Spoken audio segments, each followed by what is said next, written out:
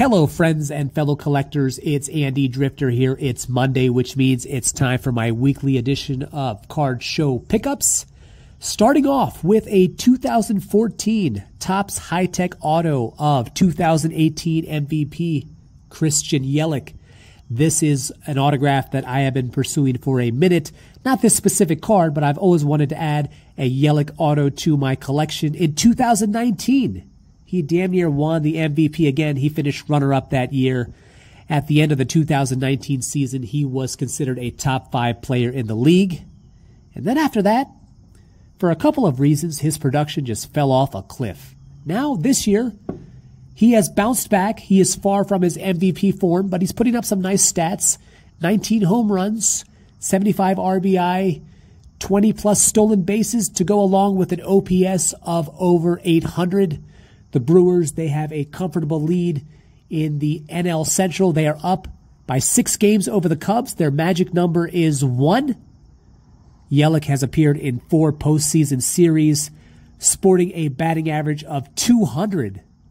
So if he was to get to the postseason and have any chance of making a Hall of Fame case for his career, he's got to do some damage in the postseason. And the Brewers look like they are poised to make their second straight postseason appearance. Another autograph that I have been dying to get is that of the crime dog, Fred McGriff, 2023 MLB Hall of Fame inductee. 493 career home runs for Fred McGriff. Now, he got into the Hall of Fame by way of the Contemporary Era Committee. He had exhausted all his chances on the traditional ballot. The argument against McGriff's Hall of Fame case is that he was never a dominant player in his era. He did not reach 500 home runs, nor did he get 2,500 hits. He fell just short of both thresholds. But it's a double-edged sword in McGriff's case because his career took place during the entirety of the steroid era. So he put up solid stats, but they paled in comparison to a lot of his counterparts because they had some chemical help. But there were 8 players on that contemporary era ballot, and McGriff was the only one to get in. He is one of 2 players to have 30 home runs or more with 5 different teams. The other player to do that is Gary Sheffield. But yeah, I am super psyched to have this autograph. This is also from 2014 Topps High-Tech. And I may send this one off to get graded. It's not going to really make a difference in the value, but this is for my PC, and it would look very nice in a slab of some sorts. Let's pivot from baseball to the silver screen just for a moment. This is a Leaf Pop Century auto signed by Oscar winner Mira Sorvino. I'd have to double-check my collection, but I do believe this is the only signature that I have from an Academy Award winner. She won Best Supporting Actress for her performance in 1995's Mighty Aphrodite. Now, her win was marred by a little bit of controversy because critics and moviegoers alike felt like Glenn Close and her performance in Fatal Attraction was more deserving of an Oscar that year.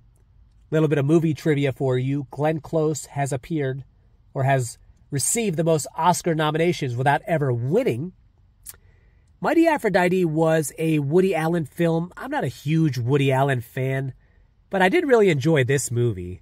It starred Sorvino, F. Murray Abraham, and Michael Rappaport. She also appeared in The Replacement Killers with Chow Yun-fat action film, which I really enjoyed. Romy and Michelle's high school reunion, and very recently, The Sound of Freedom, alongside Jim Caviezel. Fantastic movie. If you haven't checked it out, please do. It comes out on DVD and streaming services in November. But yeah, this is a Leaf Pop Century auto of Mira Sorvino, and it is numbered out of 10. Switching back to baseball, this is a signed 8x10 of Red Sox outfielder, DH, and Hall of Famer Jim Rice. He played 16 years in the big leagues, all 16 in Beantown. This autograph is authenticated by Fanatics, as you can see on the lower left corner. Jim Rice got inducted into the Hall of Fame in 2009, which I do believe was his last year of eligibility. When you look at his career stats, they don't necessarily jump out at you. A lot of those numbers fall just short of those benchmarks that start the discussion for Hall of Fame. He had just under 2,500 hits. He had just under 400 home runs and a career batting average of just under 300. But when you take the time to really study his stats, especially what he did during the prime of his career, Jim Rice was an absolute beast. He had 6 top 10 MVP finishes. He took home the trophy in 1978.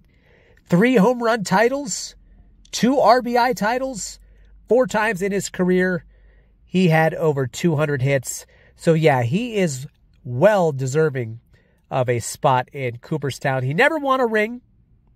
He was part of that 1986 team that tragically lost to the Mets. I had a chance to meet Jim Rice. It was either 2017 or 2018. I did not have a YouTube channel back then, but this was at an LL Bean grand opening in downtown Boston. Jim Rice, along with Louis Tiant and Dennis Eckersley, were signing free autographs, and all 3 of them were as nice as can be. So yeah, this is an autographed 8x10 of slugger and Hall of Famer Jim Rice. As always, I save the best for last. You are looking at a 2022 Bowman's Best on-card auto of Jackson Holliday, the #1 overall pick of the 2022 draft. And so far, he has been living up to that #1 pick status. He has been lighting it up in the minors through 4 leagues this year. 154 hits, 12 home runs, 70-plus RBI, 20-plus stolen bases, and OPS of over 900. He is the son of all-star slugger Matt Holliday, whose best years were with the Rockies. He also played for the Yankees and the Cardinals. There were some rumors that Jackson Holliday might join the Orioles as they begin their postseason run. But if I had to guess, he's going to join the team next year. The Orioles, they are so young, loaded with talent, deadly. Watch out for them. And when you add him to the mix, along with some other stars in their minor league system, yeah, the Orioles, they are going to be a problem in the AL East and the majors for a long time. This goes without saying, but I will be sending this off to get graded. It looks pretty clean. That scratch here on the left is part of the sleeve, not part of the card. But yeah, that is the last card that I have for you. Thank you so much for watching. Be sure to hit like and subscribe. You can always follow me on Instagram at Andy_Drifter. And have a great day. And thanks again for watching.